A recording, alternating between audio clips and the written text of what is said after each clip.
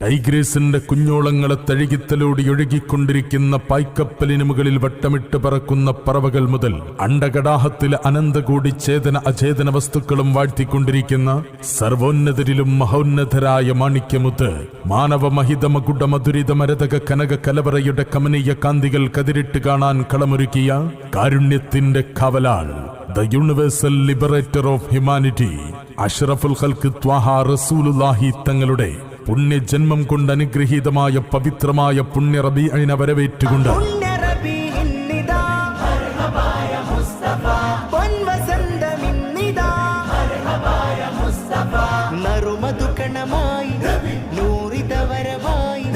കനവിലും അഴകായി മനമുണരുകയായി